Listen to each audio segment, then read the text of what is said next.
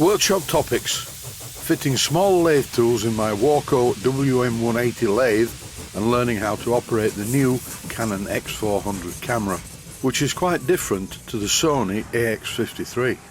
For the first time this week I'm in my main workshop and I'm collecting some suitable tooling to fit to the Warco lathe. And while I was in the main workshop I thought it was a good idea to run this steam plant. I'm running the engines using compressed air, and this really is a job that I need to finish.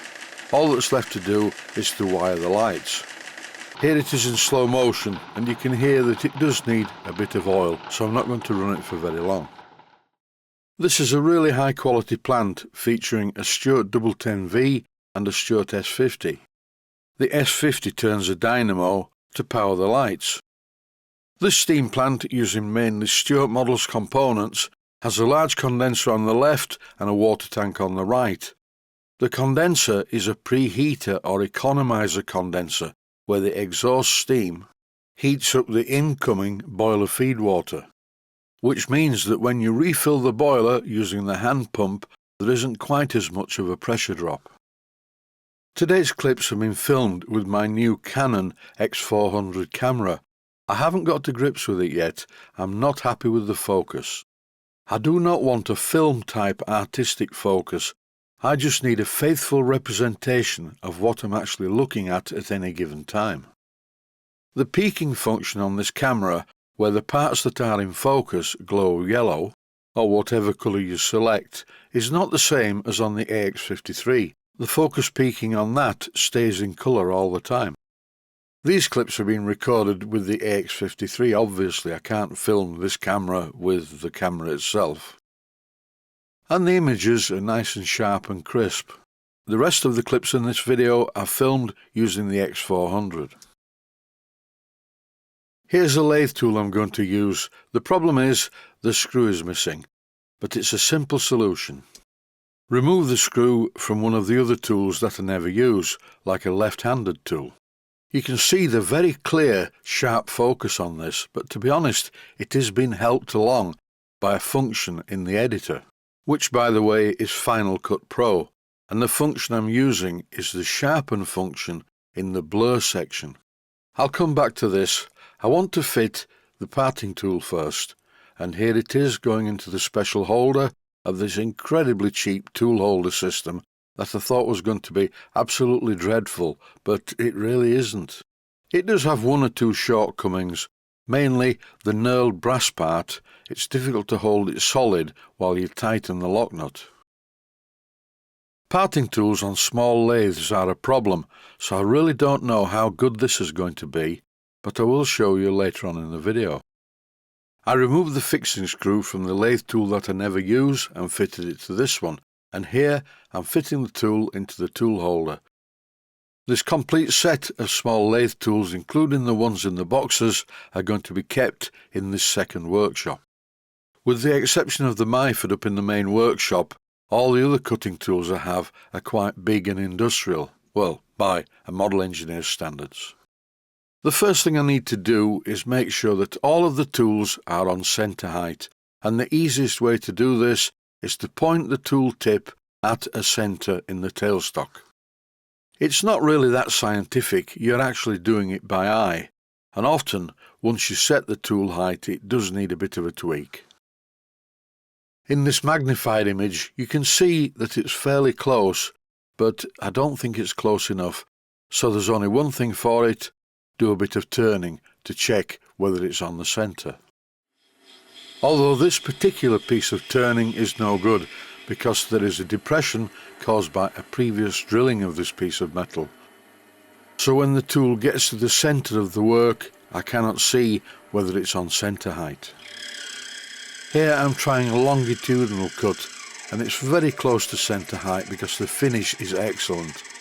I'm playing with the speed of the lathe, slowing it down to see what difference it makes to the finish, and the good news is, not much. I do not want to run this lathe fast. I don't want the chippings to go all over the place, as this lathe in this workshop is sat on the workbench where I work. It's sat on two foam pads and it does move about a bit, but it's really handy to have a lathe like this in my second, smaller workshop. This workshop is built onto the house, and as such it's also connected to the central heating system, which is quite unlike my other workshop that is always at ambient temperature until I go in there and turn the heat on.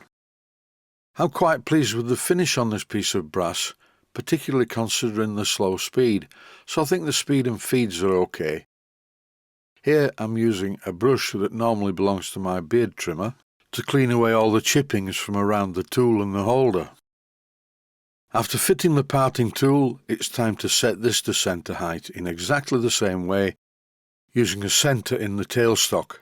In this clip I've set the focus to the tool holder end of things, not the blade of the parting tool. This is so you can see what I'm doing to fix the position of the tool holder in the tool post.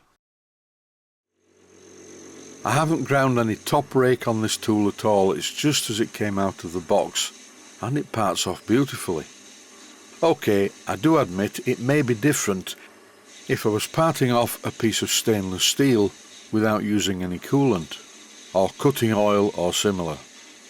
I do realise, by the way, that the hole in the centre, which was left by a drill from another drilling operation in another lathe in a galaxy far, far away, is not exactly in the centre. The parting off operation was very simple. I could feel how well the tool was cutting. I have to admit that I am quite impressed with this small Warco lathe. It's good. And no, I am not being sponsored by Warco, which is also known as Warren Machine Tools. I just think the lathe is good. I bought it second hand from a friend of mine. This parting off tool is also not quite on centre. You can see the little pip in the middle, that shouldn't be there, but when I get round to it I'll put this right. This is straight from the cutting tool and the finish is more than acceptable. In my main workshop I don't clean up the lathes very often. Almost every morning I edit and voice over the previous day's work. Then around 12 o'clock I have some lunch and then make the video for tomorrow's edit. And I try and vary the content of the videos so people don't get too bored. I really don't want any of my viewers to go into a coma whilst watching them. Although sometimes when I watch the videos back just to check them, they make me feel sleepy, which is a good thing. It's called relaxation. Make the most of this penultimate clip. You will not see this very often. I'm using my vacuum cleaner to vacuum up all of the swarf and chippings from the chip tray, the bench and anywhere I can see any chips. I'm using my trusty old Henry vacuum cleaner with the turbo boost switch.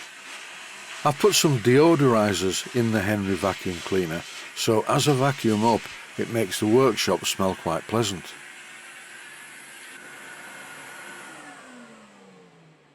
To finish this video, here's a shot of the cutting tools I'm going to keep in my smaller workshop.